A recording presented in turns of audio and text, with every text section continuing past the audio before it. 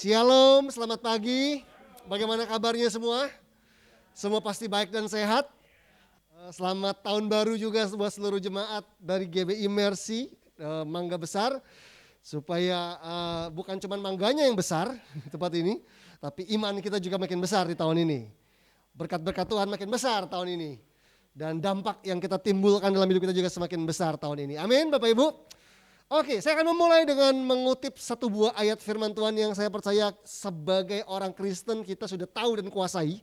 Yaitu dari Yohanes 3 ayat yang ke-16. Yohanes 3 ayat yang ke-16, orang Kristen dan seluruh jemaat GBI Mercy harus hafal, amin.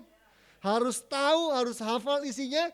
Yaitu karena begitu besar kasih Allah akan dunia ini. Sehingga ia telah mengaruniakan anaknya yang tunggal supaya setiap orang yang percaya kepadanya tidak binasa, melainkan beroleh hidup yang kekal. Bapak Ibu saya kasih, kalau ada satu pemberian dari Tuhan atau salah satu pemberian terbesar, salah satu hadiah terbesar yang Tuhan berikan dalam hidup kita adalah hidup yang kekal. Amin. Lebih daripada sekedar berkat-berkat materi, lebih daripada sekedar hutang yang dia bisa lunasi, lebih daripada sekedar sakit yang bisa dia sembuhkan, saya percaya sebuah berkat besar yang kita gak pernah boleh lupa ialah hidup yang kekal yang dia berikan buat kita. Dibilang karena begitu besar kasih Allah akan dunia ini, yang Tuhan menjadi target dari kasih Tuhan di dalam dunia ini adalah kita manusia. Amin. Tuhan menciptakan bumi dan isinya, dunia dan isinya. Tetapi cuma manusia yang diciptakan segambar dan serupa dengan Allah. Bolehkah sama-sama katakan begini, saya adalah target kasih Allah. Apapun boleh terjadi tahun ini Bapak Ibu, tetapi Anda dan saya adalah target dari kasih-Nya Tuhan. Amin. Karena begitu besar kasih Allah akan dunia ini, sehingga ia telah mengaruniakan anaknya yang tunggal. Kenapa dunia ini dikasihi? Karena dunia ini Allah yang menciptakannya. Kenapa kita begitu dikasihi oleh Tuhan? Karena Tuhan yang menciptakan kita. Dia mengasihi dan begitu mencintai ciptaannya. Karena seperti halnya saya punya anak namanya Adriel gitu ya. Waktu saya lihat anak saya kayak lihat diri saya Bapak Ibu. Gitu ya. Sama, saya percaya begini, ketika Tuhan melihat kita, Tuhan seperti melihat dirinya karena kita diciptakan segambar dan serupa dengan Dia. Amin. Tetapi satu hal yang kenapa Allah begitu mengasihi kita sampai Dia rela mengaruniakan anaknya yang tunggal? Karena pribadi-pribadi yang paling dicintai oleh Tuhan ini sedang hidup dalam kehancuran oleh karena dosa. Ya sih? Dosa adalah problem terbesar dalam hidup manusia. Seandainya dosa itu masalah sepele, Yesus gak perlu turun ke dunia dan mati buat kita Bapak Ibu. Tuhan cukup bawa pentungan, iblis dipentungin satu-satu. Tapi nyatanya bukan begitu. Dosa adalah sebuah problem yang besar yang tidak bisa di-solve oleh siapapun. Di dunia ini orang mencari pakar-pakar, ahli-ahli untuk memecahkan masalah. Kalau mobil kita rusak, kita datang ke bengkel. Karena di situ ada solusi untuk mobil yang rusak. Amin. Kalau AC kita rusak, kita datang ke tukang servis elektronik. AC, kulkas, TV. Karena orang-orang tersebut yang bisa menyelesaikan masalah-masalah tersebut. Kalau rumah kita rusak, kita datang ke tukang-tukang bangunan gitu ya. Untuk reparasi, untuk memperbaiki lantai, tembok, atap dan sebagainya. Tetapi untuk problem yang namanya dosa, tidak ada satu pakar pun, tidak ada satu ahli pun yang bisa menyelesaikannya kecuali Tuhan kita Yesus Kristus. Amin. Dan Tuhan datang menyerahkan nyawanya, menyerahkan anaknya kepada kita Bapak Ibu kasih untuk menyelamatkan kita, memberikan hidup yang kekal buat kita. Dan bicara soal hidup yang kekal, saya percaya hidup yang kekal itu bukan soal lamanya Bapak Ibu, lamanya. Oh kekal itu latih lama ya, bukan cuma lamanya, percuma lama kalau menderita, ya gak sih? Hidup yang kekal itu juga bicara soal kualitasnya. Bahwa di dalam kekekalan kita memerintah bersama dengan Tuhan. Dalam kekekalan tidak ada sakit penyakit, di dalam kekekalan kita dalam kemaksimalan dengan Allah. Kita hidup dalam damai sejahtera sukacita yang berlimpah-limpah. Itu yang Tuhan janjikan kepada kita orang percaya. Itu sebabnya seluruh jemaat GBI Mercy harus memiliki kepastian keselamatan. Jadi kita gak boleh punya statement begini, moga-mogahan diterima di sisinya. Oke, enggak. Buat kita itu bukan moga-mogahan, bukan semoga. Buat kita yang percaya Yesus sebagai Tuhan dan Juru Selamat, kita harus yakin bahwa saya pasti selamat. Saya pasti menerima hidup yang kekal. Tapi masalahnya kita tidak menerima hidup yang kekal hanya karena jadi orang Kristen yang ke gereja Bapak Ibu. Saya pun lahir di keluarga Kristen. Tanpa bertahun-tahun sampai saya remaja, saya mengerti tentang keselamatan. Saya pernah mengerti tentang hidup yang kekal. Sampai ketika saya diinjili, ketika saya dimuridkan di pelayanan pelajar, disitulah saya meyakini bahwa sebagai anak muda yang agamanya Kristen pun, saya pasti binasa karena dosa. Karena bukan agama Kristen yang menyelamatkan saya, tetapi Yesus Kristus yang mati buat saya. Bersediakah saya menerimanya sebagai satu-satunya Tuhan? Karena ada orang Kristen hari-hari ini berita Injil tuh kayak didiskon sekarang. Dibuat jadi lunak, seakan-akan Yesus adalah salah satunya Tuhan. Yesus itu bukan salah satu Bapak Ibu. Oh, saya nyembah Kuan Im, saya nyembah Pokemon, saya nyembah Yesus. Oke, salah satunya. Oh enggak. Yesus gak boleh ada yang lain. Gak boleh ada Mammon, gak boleh ada siapapun. Yesus satu-satunya Tuhan dan Juru Selamat yang berdaulat di hidup kita. Baru di situ kita punya dasar dan kepastian akan keselamatan dan pemberian yang paling baik, yang paling indah yang Tuhan berikan adalah hidup yang kekal Bapak Ibu. Amin. Kenapa ini pemberian yang indah? Karena hidup ini di bumi cuma intro. Amin. Kalau lagu itu ada intronya, hidup 70 tahun itu cuma intro, 80 tahun itu cuma intro. Karena sisanya kita akan menikmati kekekalan. Kalau kita di dalam Tuhan menikmatinya. Dan kenapa hidup yang kekal itu penting? Saya percaya begini, kalau kita tidak mengerti betapa mengerikannya dosa, betapa mengerikannya kebinasaan, maka kita tidak akan bisa menghargai betapa indahnya keselamatan dalam Yesus. Orang yang tahu apa artinya hampir mati Bapak Ibu ya, entah mau kelindes-truk atau mau mati karena COVID misalnya gitu ya. Udah mau mati, udah napasnya susah, udah gitu, terus akhirnya hidup lagi, sehat lagi. Saya tahu orang tersebut pasti akan lebih bisa menghargai hidup. Karena dia tahu apa artinya hampir mati. Orang tidak akan menghargai keselamatan dalam Yesus sampai dia mengerti betapa mengerikannya dosa. Dan betapa hebatnya kasih Tuhan menyelamatkan kita dari kengerian tersebut. Betapa mengerikannya kebinasaan. Dan berita ini, berita tentang hidup yang kekal ini sedang terus dikaburkan oleh iblis di banyak gereja supaya orang fokus bukan pada hal yang kekal, tapi hal yang sementara.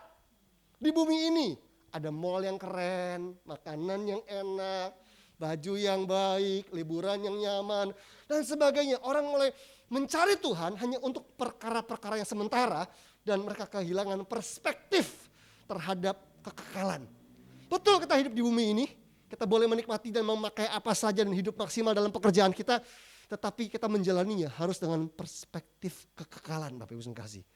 Itu sebabnya penting bagi kita sebagai orang Kristen untuk meyakini dengan benar bahwa sudahkah saya memiliki hidup yang kekal? Sudahkah saya memahami hidup yang kekal di dalam Yesus? Yohanes 17 ayat yang ketiga. Mari kita buka sama-sama ayat Alkitab kita, Yohanes 17 ayat yang ketiga. Yohanes 17 ayat yang ketiga. Saya ingin meyakinkan hari ini supaya setiap orang percaya yang ada di jemaat GBI Mercy Mangga Besar termasuk yang mungkin belum berjemaat di sini tapi melihat tayangan dari live streaming ini, Anda boleh meyakini hari ini, boleh menguji gitu iman Anda. Apakah Anda yakin sudah memiliki hidup yang kekal dalam Tuhan? Karena percuma jungkir balik ke gereja dan pelayanan, ternyata untuk hal yang paling basic ternyata kita nggak ngerti. Dan kita nggak memilikinya. Kita berpikir hanya karena kita ke gereja kita punya hidup yang kekal. Enggak. Kita memiliki hidup yang kekal karena kita menerima Yesus Kristus. Kematiannya, kasihnya, bahkan kehadirannya dalam hidup kita. Sebagai satu-satunya Tuhan dan Juru Selamat. Itu dua hal Bapak Ibu. Kita harus menerima Yesus bukan hanya sebagai Juru Selamat kita ya, yang menolong kita dari dosa, tapi sebagai Tuhan yang berdaulat, yang memimpin kehidupan kita. Banyak orang hanya ingin Yesus sebagai Juru Selamat aja. Tolong Tuhan, aku dalam bahaya, Juru Selamat gitu ya. Tapi hidup dalam kedaulatannya nggak mau, nggak bisa, satu paket. Tuhan dan Juru Selamat nggak boleh dipisahkan. Nah, Yohanes 17 ayat ketiga bilang begini, inilah hidup yang kekal itu. Oke, kita harus mengerti apa itu hidup yang kekal. Karena banyak orang Kristen hanya berpikir hidup yang kekal itu seperti tiket masuk surga. Saya ingin mengubah konsep ini dalam kehidupan saya dan banyak orang. Karena saya percaya hidup yang kekal itu bukan sekedar tiket Bapak Ibu. Ada yang penting daripada tiket, yaitu apa? Yaitu bahwa mereka mengenal Engkau satu-satunya Allah yang benar, dan mengenal Yesus Kristus yang telah Engkau utus. Jadi hidup yang kekal adalah tentang apa? Mengenal Dia. Mengenal pribadi Yesus. Amin. Sejak awal tahun lalu saya membuat sebuah deklarasi di jemaat saya. Saya tidak akan mau mendoakan jemaat saya, ini di jemaat saya Bapak Ibu ya, yang tidak mau punya kehidupan doa dan baca firman lebih dulu. Punya masalah datang ke pendeta tapi nggak mau datang ke Tuhan. Saya bilang datang ke Tuhan dulu, berdoa dulu, baca Alkitab dulu, let's talk. Setelah itu kita ngomong. Karena ada banyak orang lebih suka cari pendeta daripada cari Tuhan. Padahal Tuhan Yesus sudah mati di kayu salib, merobek tirai bait Allah supaya dia keluar dari bait Allah dan tinggal dalam kita. Tapi orang gak mau datang ke Tuhan karena susah, jawabnya lama. Enakan ngomong sama pendeta. Dan saya harus tegas untuk saya bilang, saya tidak mau layani jemaat saya yang sudah ikut bertahun-tahun untuk konsultasi, konseling sebelum kamu berdoa lebih dulu. Satu orang tanya, kok tega Pak Pendeta? Kok tega sih gak mau layanin kita, gak mau doain kita sebelum kita berdoa dulu? Saya balikin, oke kalau saya tega, iya. Tapi Anda kok tega sama Tuhan? Yesus sudah berjuang mati di kayu salib, darahnya tercurah. Supaya dia bisa tinggal dalam kamu. Kamu pilih cari saya daripada cari Tuhan. Siapa yang lebih tega? Waduh mulai diem dia. Dan saya pikir itu yang benar. Jadi sebagai hamba Tuhan kadang kita harus tegas untuk membawa orang terkoneksi dengan Bapa. Karena hidup yang kekal bicara apa? Mengenal Dia. Mengenal itu bukan tahu Bapak Ibu ya. Mengenal itu artinya terkoneksi, terhubung. Karena hubungan tersebut kita makin mengenal pribadinya, sifat-sifatnya dan sebagainya. Jadi hidup yang kekal itu bukan tiket. Hidup yang kekal itu bicara soal terhubung kembali dengan Bapa.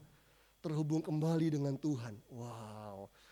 Generasi zaman sekarang itu kalau disuruh bangun kehidupan doa dan baca Alkitab, itu kayaknya langsung dahinya ngerenyit. Saya punya masalah Pak Pendeta, sudah baca Alkitab belum? Kamu berdoa dan baca Alkitab? Langsung begitu. Gak terima. Kita bukannya gak bisa jawab masalahnya, tetapi yuk cari Tuhan dulu. Karena Tuhan mau berbicara. Disuruh saat teduh, disuruh bangun kehidupan doa, waduh malesnya luar biasa.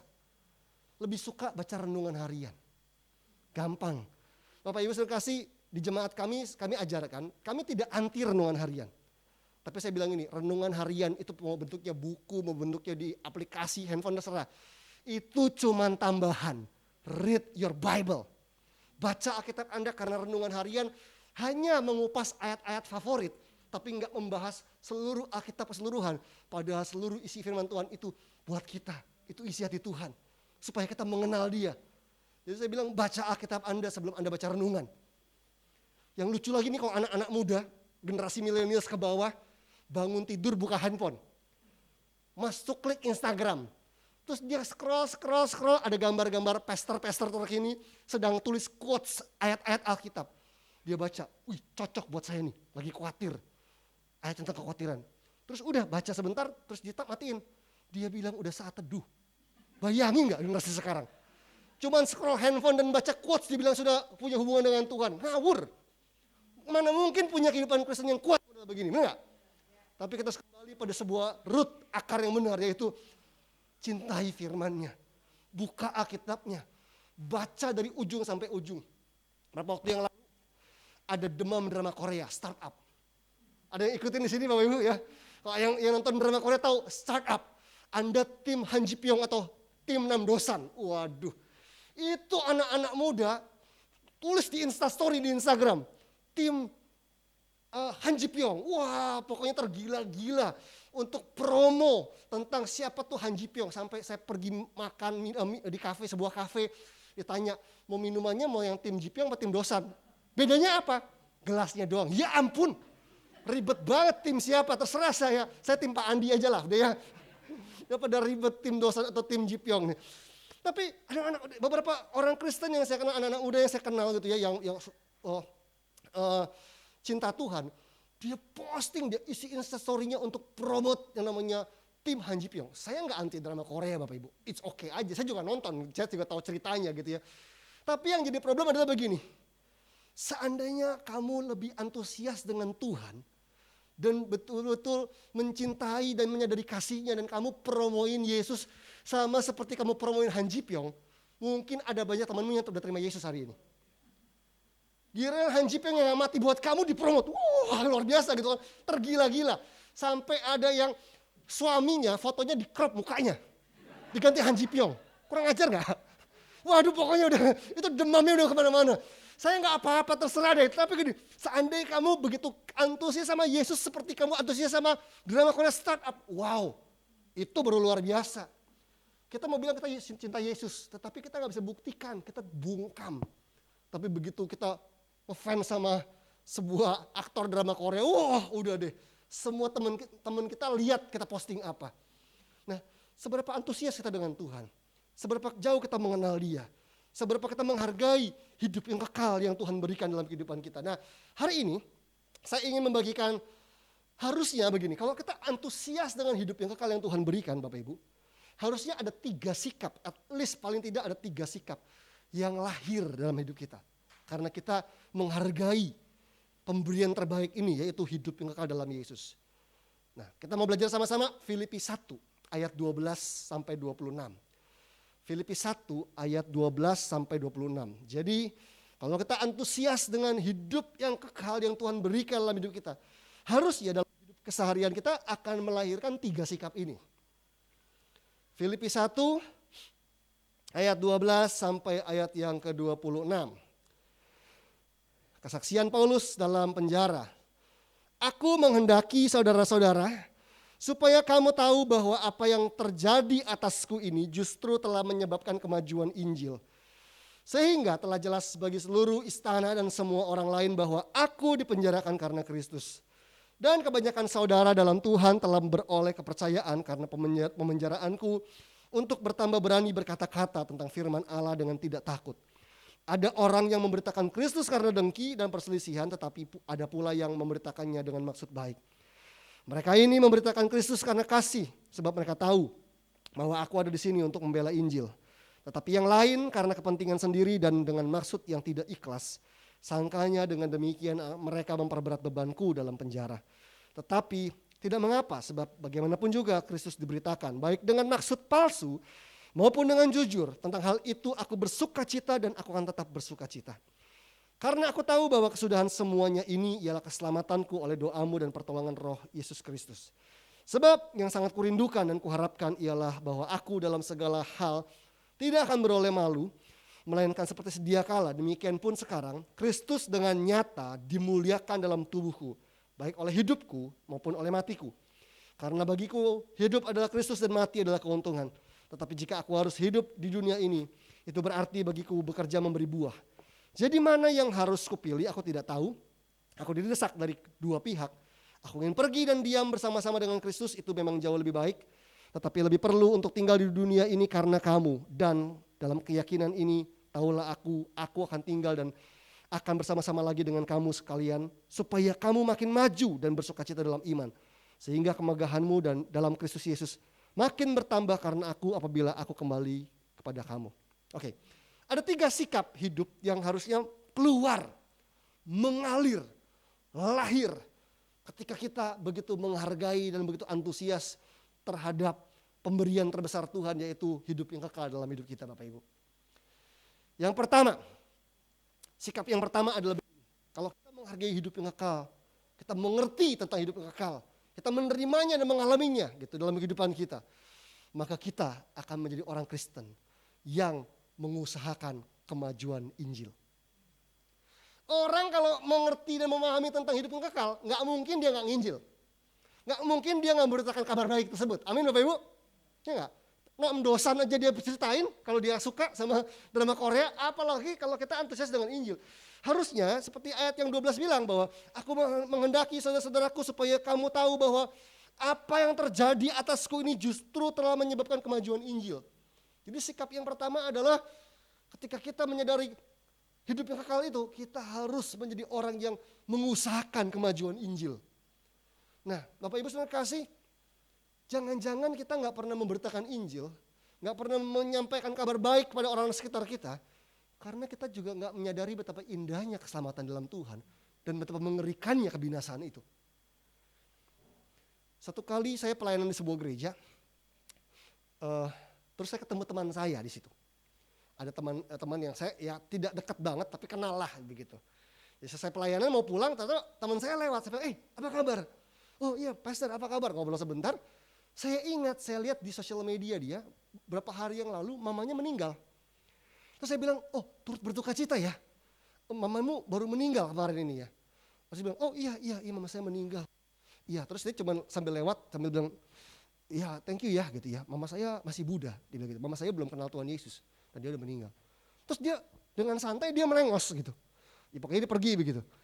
Entah kenapa saya tiba-tiba tertegun, saya tidak bermaksud menghakimi karena saya mungkin tidak tahu detailnya Bapak Ibu ya. Tetapi saya pikir gini, seandainya tidak pernah ada upaya dari teman saya ini untuk menginjili mamanya, dan mamanya binasa karena tidak penjuru selamat, kalau saya jadi dia, saya pasti meratap. Betul nggak Bapak Ibu? Nggak tahu dengan Anda semua. Tapi kalau saya gitu ya, bilang saya sayang orang tua, ajak ke luar negeri, ajak ke mall makan enak, tapi binasa jiwanya dalam kekekalan. Apa itu sayang namanya? Jadi buat kita orang Kristen, jangan bangga kalau bisa ajak keluarga, ya kita bilang, oh sayang anak, sayang orang tua, foto bareng di luar negeri, makan, boleh, bukannya nggak boleh. Tetapi udah urus hidup kekalnya belum? Sudah urus keselamatannya belum? Jangan nanti begitu udah mau meninggal, di peti, mama, papa, see you in heaven ya. Kalau beda jurusan nggak bisa loh. Jangan ngarang, jangan ngarang bilang sampai ketemu di sorga kalau dia nggak pernah punya juru selamat, karena kita nggak pernah memberitakan tentang Yesus dalam hidupnya. Mami saya baru meninggal 13 Juli yang lalu, tahun lalu. Dia adalah orang pertama yang terima Yesus di keluarga besar kami. Tapi beberapa tahun yang lalu mami saya meninggalkan Tuhan, kecewa dengan Tuhan, dan dia sakit-sakitan karena sakit-sakitannya. 2 minggu sebelum dia meninggal, saya dapat kesempatan untuk memimpin mami saya kembali pada Yesus, untuk dia kembali terima keselamatan.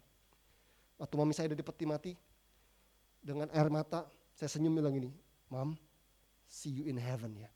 Sampai ketemu di sorga ya. Karena saya yakin kalimat itu gak ngarang Bapak Ibu. Karena saya sendiri yang sudah menuntun dia terima Yesus. Dan selama 2 minggu menjelang dia meninggal, saya tuntun dia betul-betul untuk saat teduh, baca firman, berdoa dan sebagainya. Dan saya tahu saya gak menyesali. Tapi banyak orang Kristen yang suka ngarang. See you in heaven ya. Sampai ketemu di sorga. Pernah nginjilin gak? Pernah pastikan orang tua kita, keluarga kita terima keselamatan belum? Oh, dia telah mengakhiri pertandingan dengan baik. Sudah pernah diajak bertanding belum imannya? Jangan ngarang.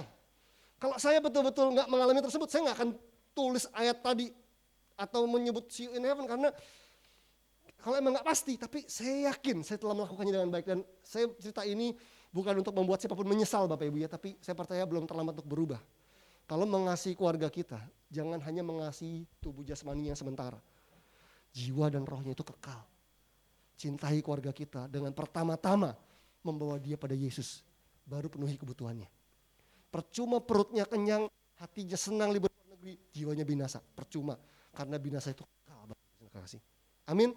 Karena itu mulailah untuk memberitakan Injil, karena kita mengerti betapa mengerikannya dosa dan betapa indahnya keselamatan dalam Yesus. Dan kita harusnya mengerti Bapak Ibu bahwa penginjilan itu bukan bawa orang ke gereja saja. Kita pikir hanya ajak orang ke gereja terus dia diinjilin, belum tentu. Orang ke gereja cari pacar juga bisa, cari teman bisnis juga bisa, badannya di sini, gereja di luar juga bisa. Tetapi penginjilan itu adalah membawa orang ke Yesus. Terlepas dia mau dibawa ke sini atau belum gitu ya. Tapi yang diberitakan bukan merek gerejanya. Karena ada perbedaan antara kristenisasi, marketing, dan penginjilan. Itu 3 hal berbeda Bapak Ibu, 3 kata itu. Kalau marketing yang diberitakan adalah merek gerejanya dan nama pendetanya. Datang dong gereja saya dong, City Gate gitu ya. Siapa ya pemimpinnya? Pastor Ferry Ferrani. Nah, kalau itu yang diberitakan itu namanya marketing Bapak Ibu ya. Kalau kamu agamanya apa sih? Masuk Kristen dong. Itu namanya kristenisasi. Tetapi begini, kamu tahu gak kamu orang berdosa? Sayang sama kamu. Mau buka hati buat Yesus. Itu penginjilan. Karena penginjilan beritakan Yesusnya. Banyak orang marketing atau kristenisasi, tapi gak pernah melakukan penginjilan. Kita akan mudah untuk menginjil kalau kita punya pengalaman dengan Tuhan Bapak Ibu, ya gak? Kita bisa cerita apapun tentang Tuhan yang begitu mengasihi kita dan dia bilang, Tuhan pulihkan saya, Tuhan kerjakan ini. Dan saya percaya Tuhan juga sayang sama kamu loh. Mau gak kamu berdoa, boleh gak saya berdoa buat kamu? It's okay kalau kamu belum percaya hari ini, it's okay kalau kamu masih pegang kepercayaanmu yang lama hari ini. Boleh gak saya berdoa buat kamu? Boleh gak kalau kamu kepepet, kepentok, jalan, boleh kamu berseru sama Yesus, even kamu belum percaya dia hari ini, gak apa-apa. Tapi bukalah percakapan itu. Saya bukan cuma kehilangan mami saya. Desember yang lalu papa saya juga dipanggil Tuhan. Dalam keadaan gak sadar saya bisikin di telinga papa saya. Karena saya gak tinggal sama dia. Saya bilang, Pak, Yesus sayang sama papa. Pak, panggil nama Yesus. Itu kalau orang udah koma Bapak Ibu ya, itu jurusnya paling ampuh. Saya pernah ada satu jemaat saya pergi ke Singapura. Karena poponya belum kenal Tuhan, koma di Singapura. Keluarga udah ngumpul, campur-campur tuh agamanya. Semua udah siap, oh kita akan kuburkan dengan agama ini gitu kan. Terus saya ditelepon, Pastor gimana ya? Saya bilang kalau popomu meninggal dikubur dengan gaya apapun terserah. Yang penting waktu dia hidup. Cara matinya, cara nguburnya gak akan mempengaruhi keselamatan. Dia masih koma kan? Saya bilang bisikin di telinganya untuk dia percaya Yesus. Untuk serahkan sama Tuhan. Itu dokter Singapura udah manggil keluarga rapat. Untuk menentukan. Kayaknya gak lama nih umurnya. Yaudah jemaat kami bisikin di telinganya poponya. Oh, poponya bukan orang Kristen Bapak Ibu. Ya cuma tapi tahu kekristenan sedikit-sedikit. Dia dibisikin. Untuk percaya Tuhan, untuk berdoa dan sebagainya. Hidup lagi ya Bapak Ibu. Sampai hidup bertahun-tahun dan poponya pernah ngomong begini. Lu semua harus percaya Yesus ya. Gue hidup lagi tuh karena Tuhan Yesus. Bayangin. Itu udah koma.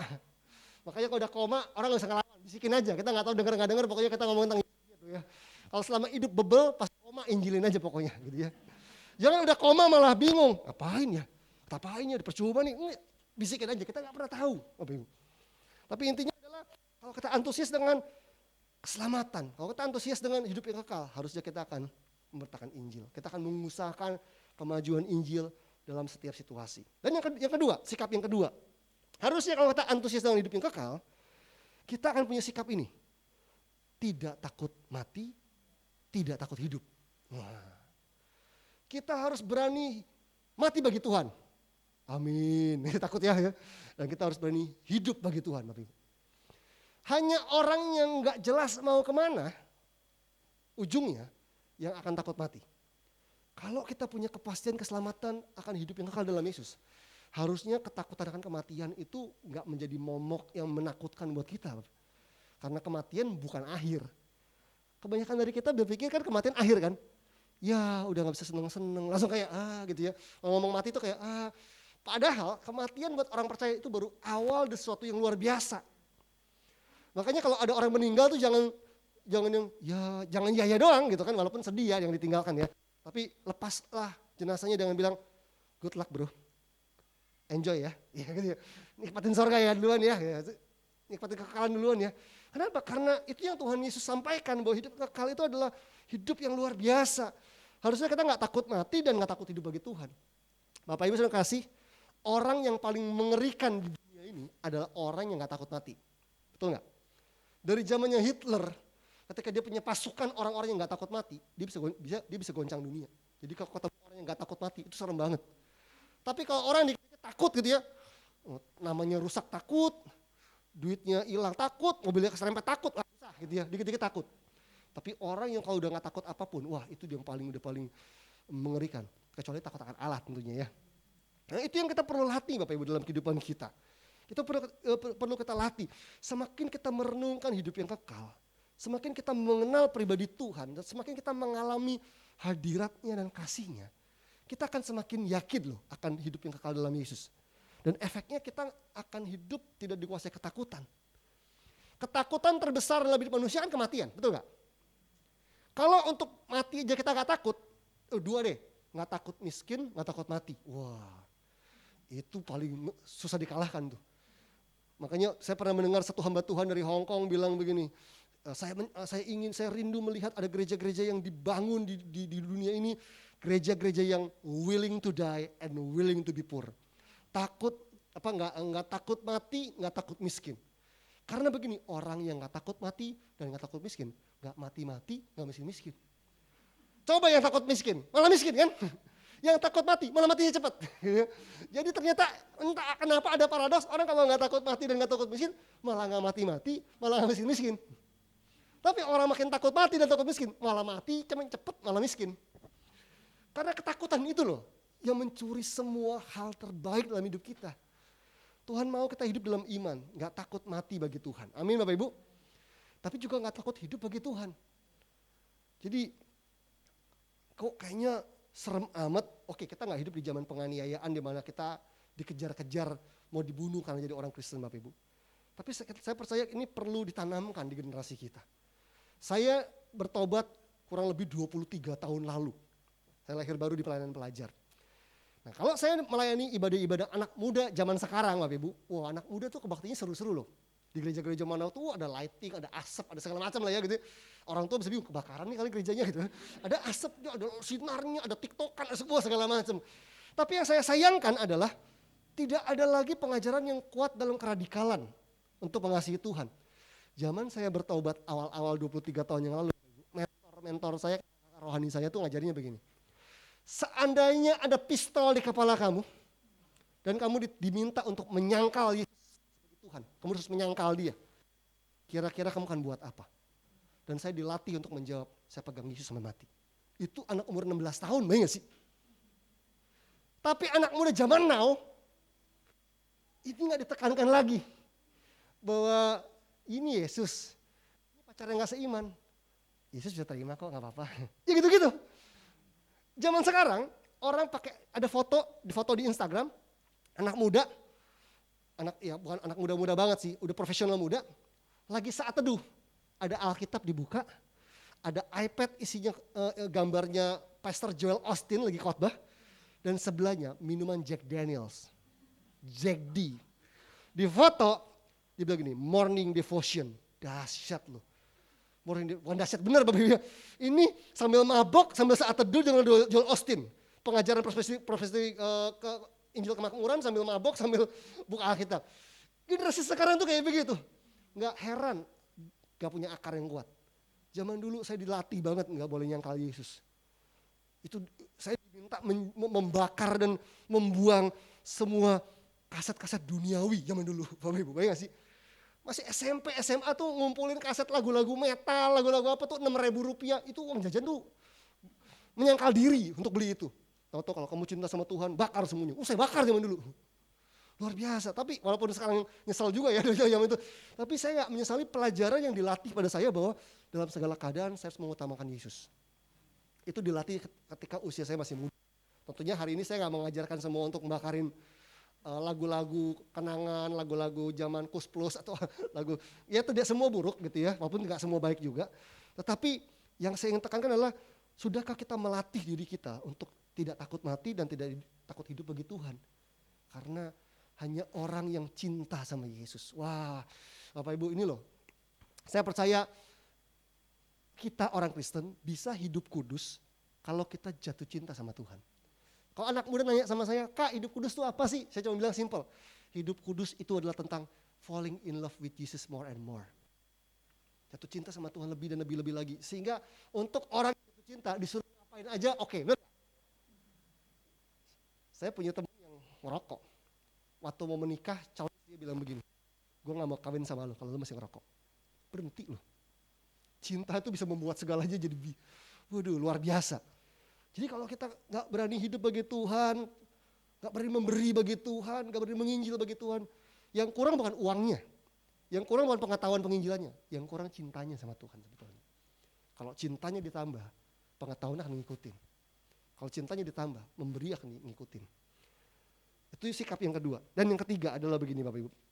Kalau kita ngerti tentang hidup yang kekal, maka pengertian dan pemahaman kita tentang hidup yang kekal akan melahirkan sikap yang ketiga ini, yaitu berani mempertanggungjawabkan hidup kepada Tuhan. Berani mempertanggungjawabkan hidup pada Tuhan. Kata tanggung jawab dalam bahasa Inggris punya dua arti. Satu, responsible atau responsibility, yaitu mengerjakan tanggung jawab. Tapi ada kata kedua, accountable, yaitu mempertanggungjawabkan. Jadi kalau kita udah ngerjain sesuatu, kita lapor kan, Pak sudah selesai, itu namanya accountable. Orang Kristen harus responsible and accountable. Mau kerjain tanggung jawab dan bisa mempertanggungjawabkan yang dikerjakan. Nah, tadi Paulus bilang kan, karena bagiku hidup adalah Kristus dan mati adalah keuntungan. Tapi jika aku harus hidup di dunia ini, berarti bagiku bekerja memberi buah. Kenapa? Karena buah itu bicara pertanggungjawaban.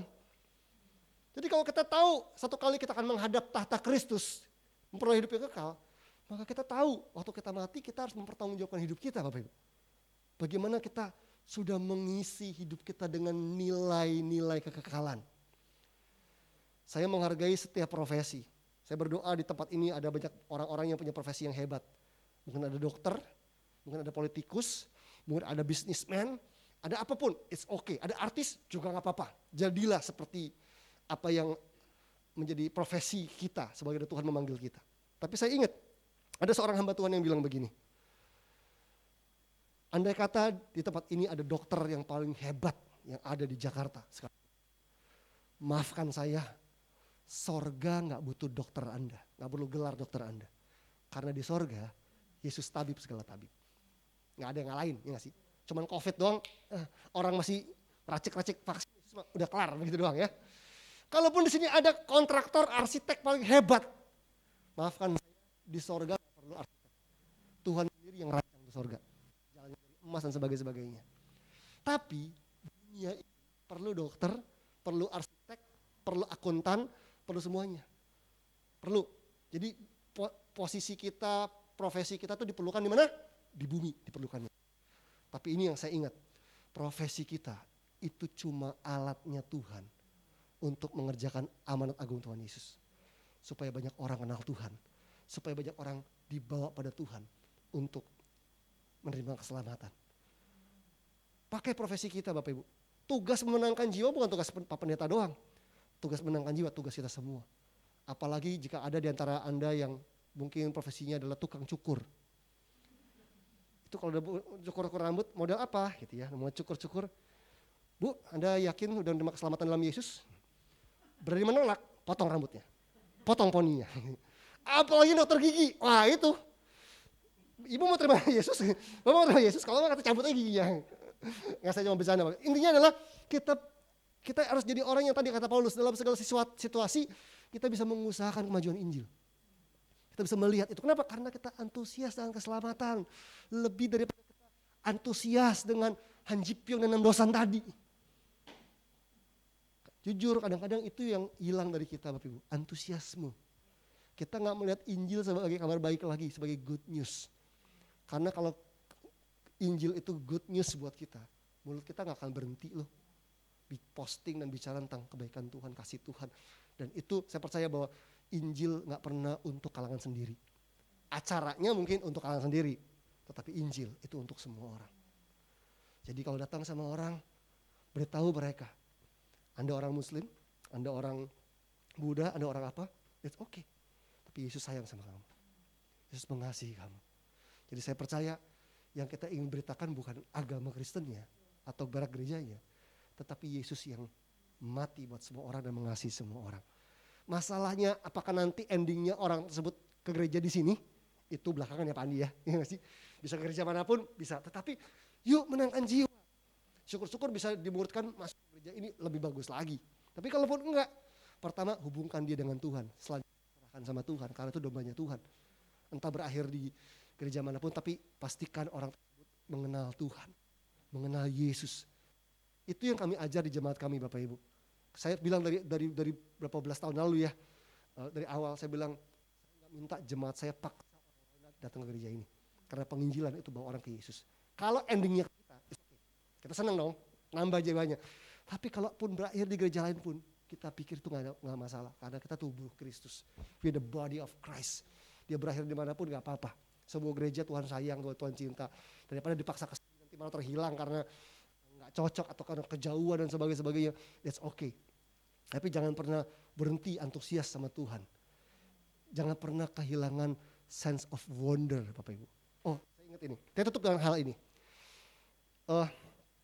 Billy Graham, seorang pengkhotbah penginjil ternama dari Amerika yang sudah meninggal dunia. Dengan ribuan atau saya nggak tahu berapa banyak crusade, KKR yang dia buat dengan banyak orang yang dimenangkan.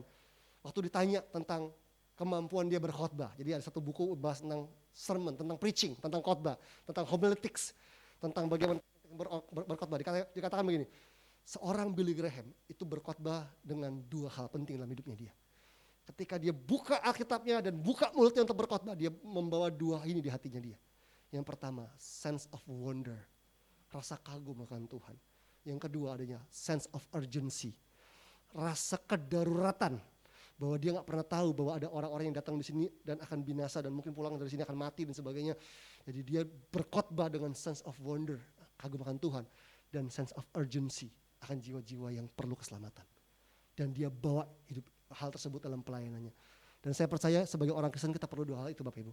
Kita perlu sense of wonder, rasa kagum sama Tuhan yang gak pernah henti-henti. Dan yang kedua, sense of urgency, dimulai dari keluarga kita dulu dong. Lihat, jangan hanya karena ke gereja kok dia, kayaknya Kristen deh. Jangan kayaknya, pastikan. Karena yang kita perlukan bukan asumsi tentang keselamatan. Asumsi itu kan kayak gak pasti ya. Kayaknya dia ganteng deh. Berarti gak ganteng Bapak Ibu ya. Kayaknya dia kaya deh, berarti gak kaya. Kalau dia pasti kaya, berarti kaya kan. Dia pasti selamat. Karena dia sudah percaya Yesus, karena dia sudah menerima Yesus, dia sudah hidup bagi Yesus. Yang kita perlukan adalah bukan memastikan keluarga kita Kristen agamanya, tapi pastikan mereka mengasihi Yesus, menerima Yesus sebagai Tuhan dan Juru Selamat. Amin.